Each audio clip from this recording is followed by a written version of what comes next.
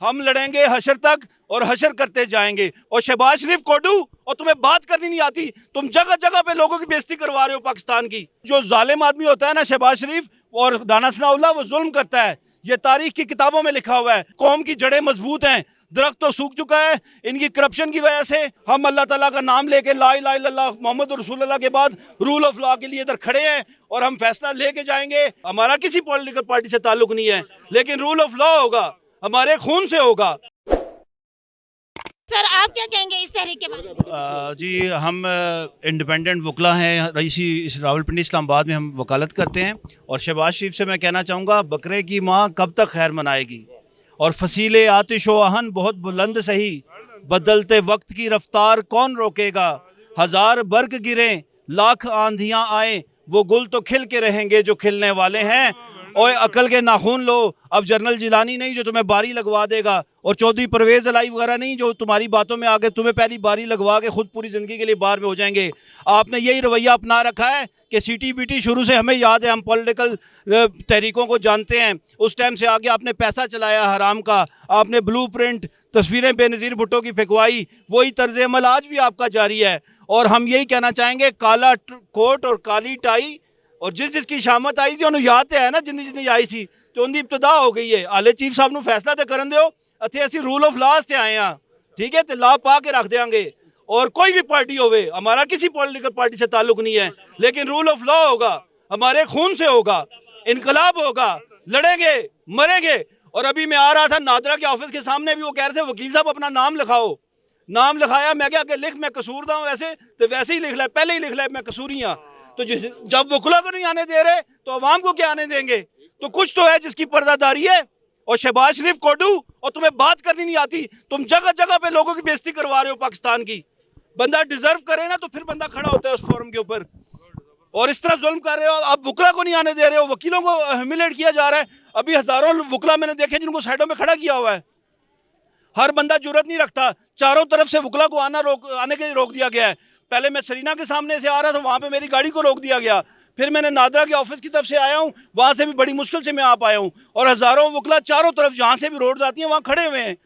और ये लोग पहले के आए हुए हैं तब इधर आए हुए हैं, अभी रुकावटें डाली जा रही हैं। लिहाजा इन चीज़ों से बचेगा नहीं। और जो जालिम आदमी होता है ना शहबाज शरीफ और राना सनाउल्लाह, वो जुल्म करता है। ये तारीख की किताबों में लिखा हुआ है। बुज़दिल आदमी हमेशा जुल्म करता है, जालिम आदमी जो होता है ना वो जुल्म करता है और बुज़दिल सहता है। लेकिन यह है कि तुम्हारे जाने की निशानी है जो तुम्हें इतनी थरथलियाँ पड़ी हुई है, जो इतनी तुमने नई CRPC हमें पढ़ाना शुरू की है। हम तो परेशान हो गए हैं कि वकालत में जो किताबें हम पढ़ते हैं उससे उलट सारे केसेस चल रहे हैं। हम किस किताब को पढ़े। तो मैं लेने आया था, अगर नहीं फैसला मिलता सुप्रीम कोर्ट से तो हमें राना सनाउल्लाह CRPC चाहिए, ठीक है ना। और जो हमारे वजीर कानून साहब थे, अच्छी इज्जत रखते थे, प्रोफेशनल जब तक थे, तो उनसे भी मुझे नई CPC चाहिए तारड़ साहब से। और उसका तीसरा अता तारड़ का तो मैं जिक्र ही नहीं करूँगा, उसकी ज़रूरत ही नहीं है, ऐसी ख़राब हो जाएगी बातचीत। लिहाजा हम लड़ेंगे हशर तक और हशर करते जाएंगे। और ये बात पता किसने कही थी, ये जुल्फ़कार अली भुट्टो ने कही थी, ठीक है। और वो जुल्फ़कार अली भुट्टो के जो नज़रियात रखते हैं वो भी अभी रूल ऑफ लॉ के साथ खड़े हैं, ना PTI के साथ खड़े हैं, ना नवाज शरीफ के साथ खड़े हैं, रूल ऑफ लॉ के साथ खड़े हैं, इस सुप्रीम कोर्ट के साथ खड़े हैं। उस दिन भी मैं हेयरिंग में था जब बंदयाल साहब ने शहबाज शरीफ को इस बार वज़ीर आज़म ये बना ना, तो इसकी फेवर की थी। उस टाइम बंदयाल साहब अच्छे थे, चीफ जस्टिस साहब अच्छे थे, जैसे उनके खिलाफ फैसला आया और वो पैड़े हो गए। तो लिहाजा ये जो गुनाह हमारी कौम से हुआ है, इमरान खान की गवर्नमेंट से हुआ है, वो सबसे पहले यही हुआ है कि जो नवाज शरीफ को बाहर जाने दिया है, ठीक है। हमटी Dumpty sat in UK and that's why वो जो हरकतें कर रहे हैं ये सारा उसका शाखसाना है। और ये साजिशें रुकेंगी नहीं, लेकिन हम लड़ेंगे हशर तक और हशर करते जाएंगे इंशाल्लाह। हम भी अपनी जद्दोजहद जारी रखेंगे। नवाज शरीफ साहब आखिरी अशरे में सऊदी अरब जा रहे हैं, उसके बारे में भी कुछ फरमाएं। एहो जे लोग आखिरी अशरे से जानते होंगे ने, मैंने इंग्लिश लिटरेचर भी पढ़ रखा है। वो जितने हाजी होते थे ना उस वक्त, वो भी अपने जो लूट मार करने के बाद बड़े नेक और पारसा बन जाते थे, फिर बाद में बख्शवाने जाते हैं। और ये पार्लियामेंट है, इस पार्लियामेंट का क्या फ़ायदा है।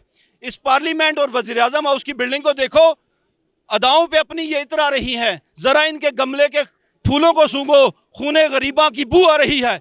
और बस कर दो, इदारों को भी चाहिए कि इस कौम की जड़ें मजबूत हैं, दरख्त तो सूख चुका है इनकी करप्शन की वजह से। इन्होंने पूरी कौम का हर चीज़ का खून निचोड़ लिया है, रूल ऑफ लॉ को भी बेतौकीर कर दिया है। लेकिन एक बात याद रखो, कि ये जो इसकी जड़ें हैं ना पाकिस्तान की, ये ला इलाहा इल्लल्लाह मोहम्मद रसूलुल्लाह पे हैं, ये जड़ें ख़त्म नहीं हो सकती। इसको दुनिया की तारीख और हदीस के मुताबिक भी इसने दुनिया को लीड करना है।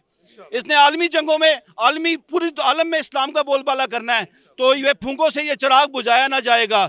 और हालात तो गर्दिश में हैं। मैं अपने भाइयों को कहूँगा, हौसला मत हारो, हालात तो गर्दिश में हैं, इससे इनकार नहीं, सुधर जाएंगे, उम्मीद है मगर आसार नहीं। लेकिन नाउमीदी कुफ्र है, despair not of Allah mercy. हम अल्लाह ताला का नाम लेके ला इलाहा इल्लल्लाह मोहम्मद रसूलुल्लाह के बाद रूल ऑफ लॉ के लिए इधर खड़े हैं और हम फैसला लेके जाएंगे।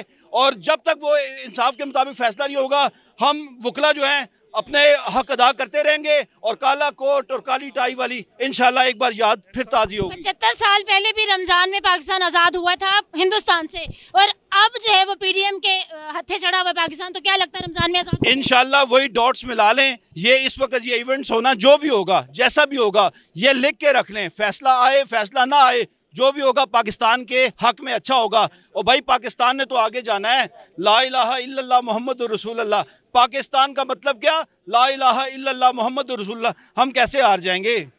ठीक है, जो मरने से जो कौम शुरू करती हो, जहाद जिसका जेवर हो, और वो कैसे हटेगा? मुल्क कहीं भी नहीं जाता। इस कौम से अजीम कौम कोई नहीं है। और देखें ना कितने चैरिटी के काम हैं पूरी दुनिया में। कई लीडर्स भी बता चुके हैं कि चैरिटी का काम सबसे ज़्यादा पाकिस्तान की कौम करती है। मैंने भी तमाम ममालिक देखे हैं, लेकिन पाकिस्तान के लोग ही हैं। और बहुत ग्रेट नेशन है। बस ये कि लीडर ऊपर उम्र यार टाइप, वो क्या कहते हैं उसको, मीर सादिक और मीर जाफ़र आ जाते हैं।